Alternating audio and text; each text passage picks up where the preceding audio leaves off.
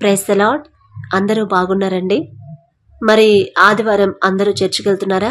చక్కగా పొద్దున్నే లేచి అంతా రెడీ చేసుకుని అన్ని పనులు ముగించుకొని పెందల కడనే అన్ని పనులు ముగించుకొని సిద్ధపడడం అంటే మనం ఆధ్యాత్మికంగా ఆత్మీయంగా సిద్ధపడాలి కదా. ఇంటి దగ్గరే సిద్ధపడాలి అంటే ఆసక్తి, త్వరగా వెళ్ళి దేవుణ్ణి స్తుతించాలి. అసలు నాకు ఇంత మంచి అవకాశం ఇచ్చిన తండ్రికి నేను ఎలా స్తుతించాలి? ఎంత స్తుతించినా తక్కువే. ఆయన నా జీవితంలో ఆయన చేసిన మేలులు, ఆయన చేసిన అద్భుత కార్యాలు, ఆశ్చర్యకర కార్యాలకి నేను ఎంత స్తుతించినా తక్కువే అనే మనసుతోనే మీరు మీ రోజుని మొదలు పెట్టండి. రేపు ఉదయం లేస్తారు కదా, లేచిన వెంటనే ఇదే మన మనసులోకి అదే రావాలా.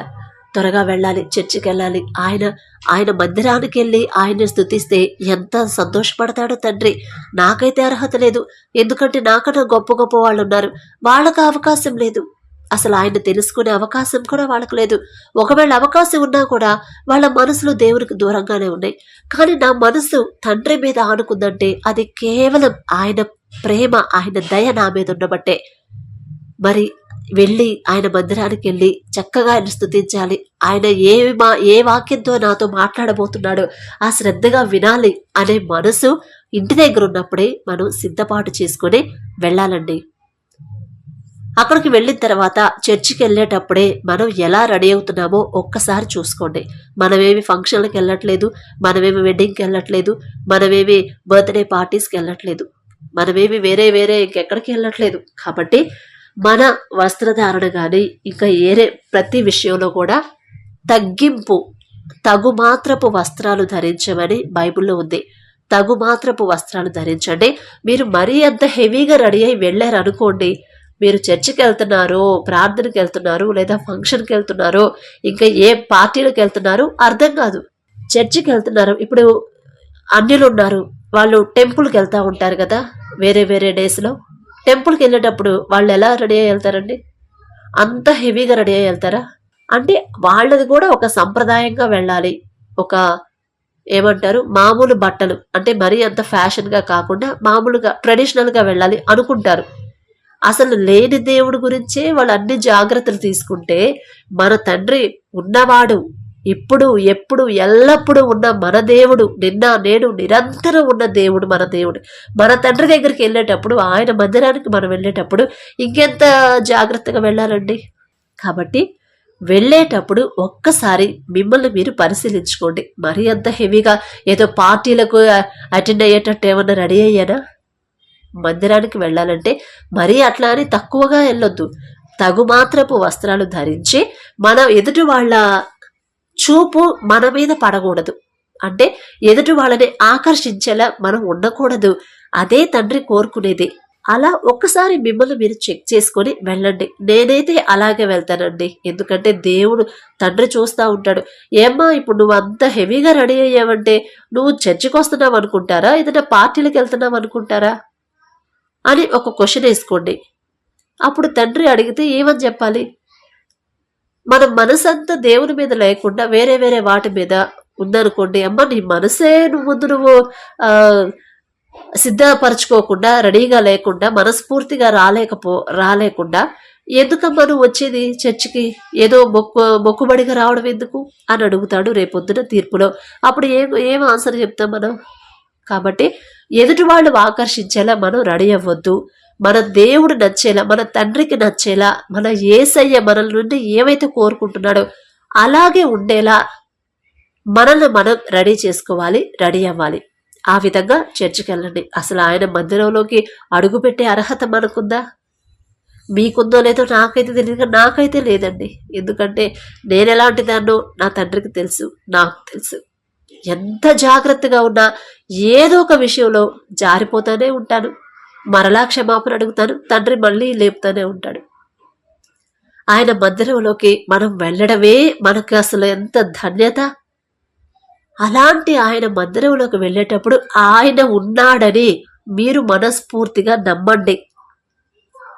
ఆసీనుడై కూర్చున్నాడు ఆయన మందిరంలో, చర్చిలో ఆసీనుడై కూర్చున్నాడని మన కంటికి మనం ఊహించుకోండి. ఇప్పుడు సినిమాల్లో మనం ఇమాజిన్ చేసుకుంటాం, ఆ సీన్లో నేనుంటే ఎలా ఉండేది అనే ఇమాజిన్ చేసుకుంటాం.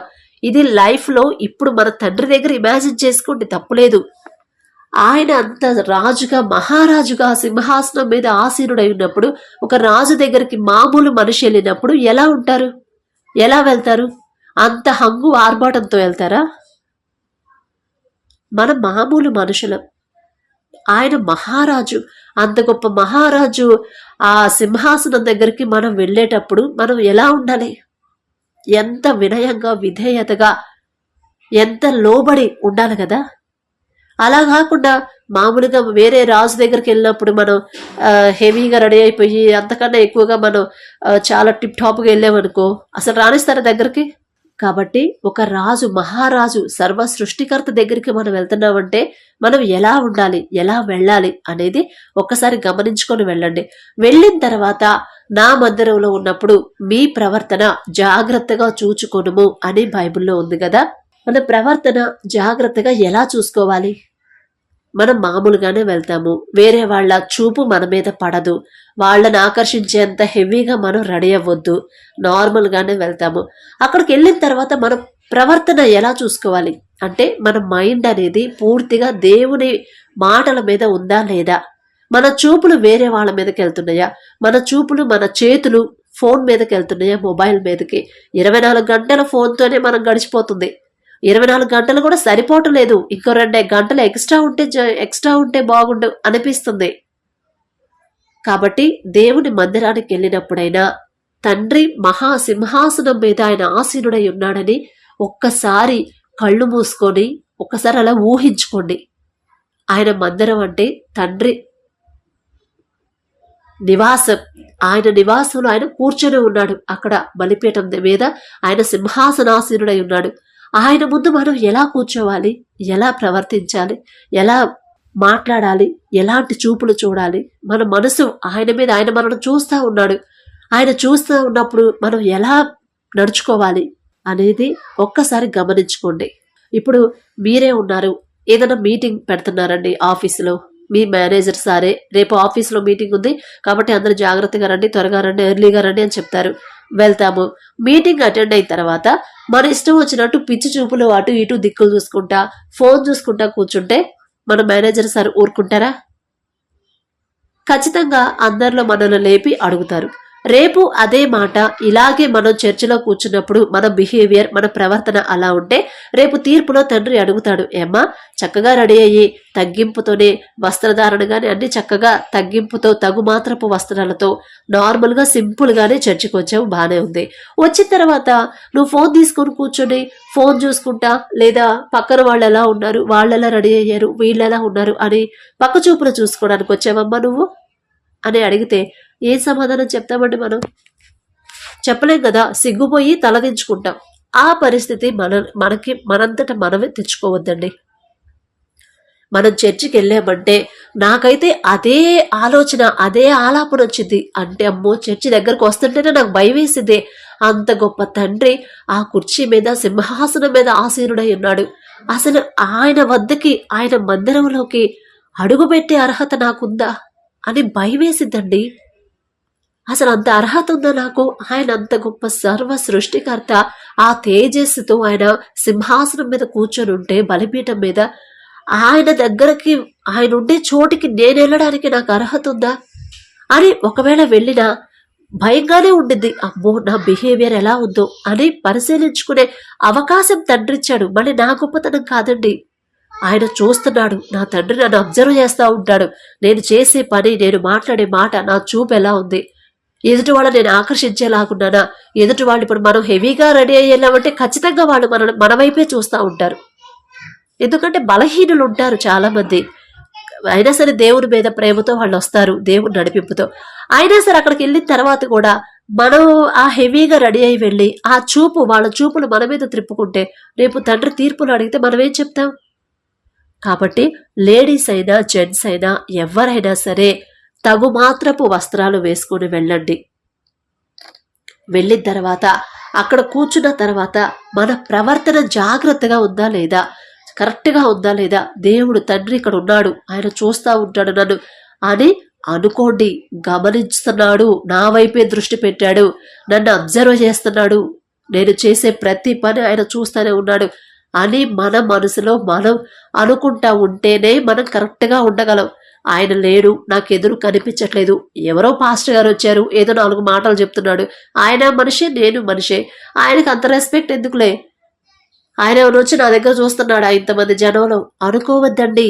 ఆయన చూడట్లేదు పాస్టర్ గారు ముందున్న ఆ తండ్రి, మన తండ్రి, ఆ గొప్ప సర్వ సృష్టికర్త సింహాసనం మీద కూర్చొని చూస్తూ ఉంటున్నాడు మనల్ని అని ప్రతి ఒక్కరూ ఈ తలంపుతోనే, ఈ ఆలోచనతోనే చర్చికి వెళ్ళండి. అలా వెళ్ళగలిగితేనే, ఆ మనసుతో వెళ్ళగలిగితే, ఆ భయంతో వెళ్ళగలిగితేనే మనం పూర్తిగా మనస్ఫూర్తిగా ఆయన మాటలు వినగలం. ఆయనకు భయపడతా మన ప్రవర్తన జాగ్రత్తగా చూసుకోగలం. ఎవ్వరు మనల్ని అబ్జర్వ్ చేయకపోవచ్చు, కానీ తండ్రి ఖచ్చితంగా అబ్జర్వ్ చేస్తాడు. మీరు బయట ఉన్నప్పుడు కాదు, ఆయన మందిరంలో ఉన్నప్పుడు నా పిల్లలు ఎలా ఉన్నారు, కరెక్ట్గా ఉన్నారా లేదా, ఒక ఆఫీసులోకి వచ్చినప్పుడు మనం ఎలా ఉన్నాం, రూల్స్ ప్రకారం నడుచుకుంటున్నామా లేదా, రూల్స్ ఫాలో అవుతున్నామా లేదా అనేది మన మేనేజర్ అబ్జర్వ్ చేస్తాడు. అంతకన్నా ఎక్కువ ఇక్కడ మన గొప్ప తండ్రి నా దగ్గరకు వచ్చినప్పుడు, నా మందిరంలోకి వచ్చినప్పుడు అని ఉంది బైబిల్లో, వచ్చినప్పుడు మన ప్రవర్తన, నీ ప్రవర్తన జాగ్రత్తగా చూసుకోమని.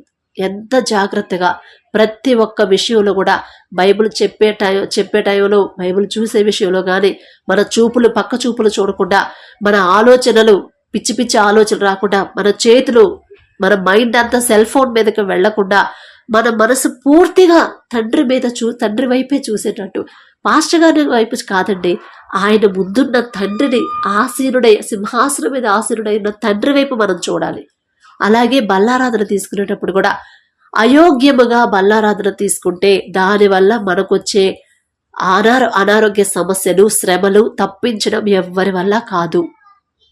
అందుకే మీరు బల్లారాధనలో బల్లలో చేసేటప్పుడు దేవుని శరీరం, క్రీస్తు రక్తమని ఎంచుకొనక, తలంచుకొనక, అయోగ్యముగా మిమ్మల్ని మీరు పరిశీలన చేసుకోకుండా, పరీక్షించుకోకుండా, అయోగ్యముగా దేవుని క్రీస్తు శరీరం, క్రీస్తు రక్తం అని ఎంచుకొనక తాగితే, తీసుకుంటే దానివల్ల మనకి అనారోగ్యాలు, కష్టాలు, శ్రమలు అనేవి వస్తాయి. అది కూడా నేను వీడియో పెట్టాను ఇంతకుముందు. అయినా సరే ప్రతి వారం మనల్ని మనం గమనించుకొని పరీక్షించుకోవాలి.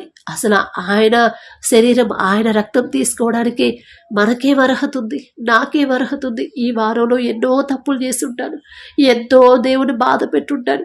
అయ్యా నాకు అర్హత లేదయ్యా, అయినా సరే మీ రక్తం కార్చి నాకు రక్షణ ఇచ్చారయ్యా అని తగ్గింపు ప్రార్థనతో మీరు చేసిన తప్పులన్నీ కన్నీటితో మనస్ఫూర్తిగా ఒప్పుకొని అప్పుడు తీసుకోండి.